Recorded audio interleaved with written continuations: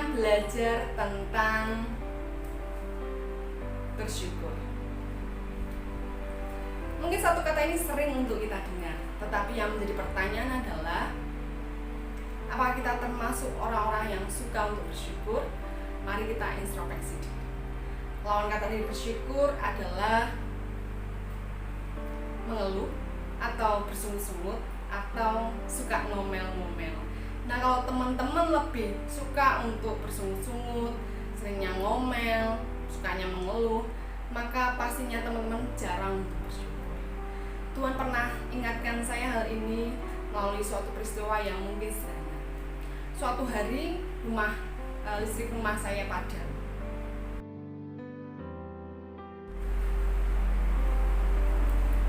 Listrik rumah saya padam mulai pukul 3 sore. Dan saya pikir sebentar lagi listriknya akan menyala, tapi ternyata tidak. Padahal HP saya lowbat, lalu langit semakin gelap, udara semakin panas, dan saudara saya ada yang datang ke rumah ketika listriknya padam. Dan menjelang malam pun ketika anak saya mau tidur, listriknya masih belum menyala. Dan saya harus kipasin anak saya menjelang tidur dan ketika tidur. Nah, puji Tuhan jam 10:30 malam listriknya baru menyala. Berapa saat menyala, ternyata listriknya padam lagi.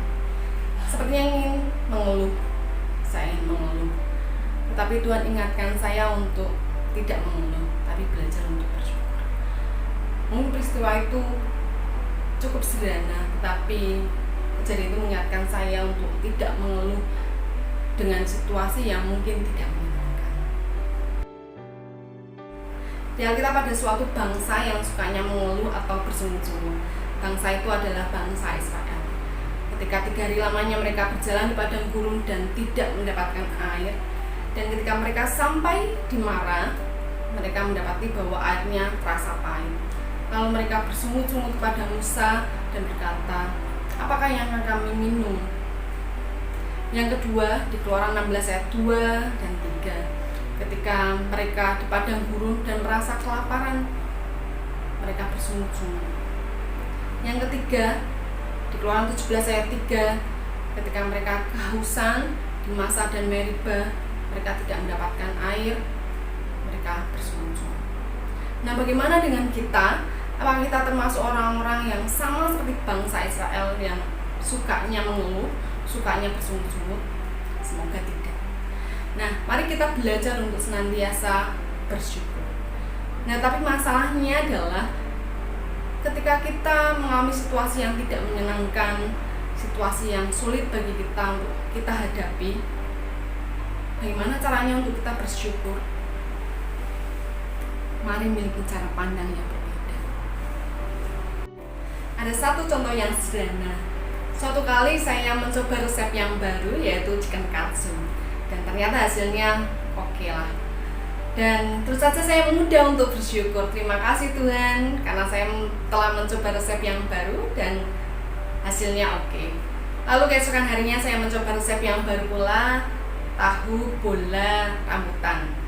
Nah, ternyata secara penampilan oke, tetapi rasanya sangat asin.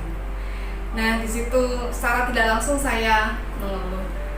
Seharusnya saya tidak bikin ini, sudah buang-buang waktu, buang tenaga, buang uang. Tapi Tuhan ingatkan saya untuk memiliki cara pandang yang berbeda. Sekalipun saya mengalami kegagalan, saya punya pengalaman yang baru untuk membuat resep yang baru.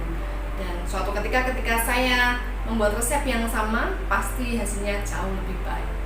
Nah, ketika kita memiliki cara pandang yang berbeda terhadap segala sesuatu, terhadap segala situasi, maka kita pasti bisa bersyukur.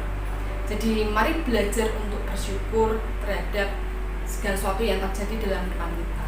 Seandainya bangsa Israel ketika menghadapi situasi yang tidak menyenangkan, tetapi mereka belajar untuk memiliki cara pandang yang baik dan positif terhadap apa yang mereka alami, pasti mereka menjadi bangsa yang bersyukur kepada Tuhan atas setiap kebaikan Tuhan. Tapi sayangnya mereka tidak melakukannya. Nah, mari kita belajar untuk senantiasa bersyukur kepada Tuhan terhadap segala sesuatu yang terjadi dalam kehidupan kita. Mazmur 106 ayat 1 mengatakan bersyukurlah kepada Tuhan sebab Ia baik, bahwasanya untuk selama-lamanya kasih setianya. Jadi mari kita belajar untuk bersyukur senantiasa, sebab kita punya Allah yang baik. Dia Allah yang senantiasa memelihara kita, dan mari kita